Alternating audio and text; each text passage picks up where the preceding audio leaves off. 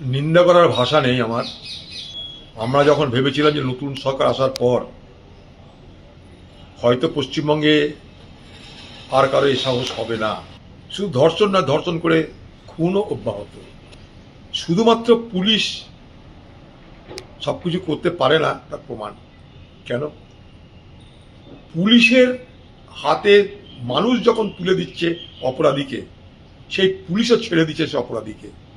রাতায় তো পুলিশ বদলে যায়নি। একটা জিনিস বুঝতে হবে, কারা অপরাধটা করলো, কার কথাতে পুলিশ ছেড়ে দিল অপরাধীদের।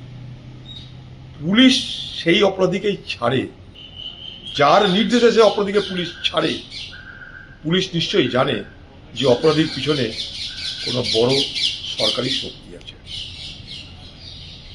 পুলিশ যদি এটা নিশ্চিত না হয় যে এই অপরাধীর পিছনে কোনো বড় রাজনৈতিক শক্তি আছে, যাতে যাতে আজকে ক্ষমতা আছে, তাহলে তারা ছাড়তে বলে আমার মনে হয় না। তাই তদন্তটা শুধু অপরাধী ধরার জন্য নয়, অপরাধীকে ছাড়লো কে, কিভাবে ছাড়লো, কার নির্দেশে ছাড়লো, কারা বলতে গেছিল যে অপরাধীকে ছেড়ে দাও, এটাও কিন্তু তদন্ত হওয়া উচিত।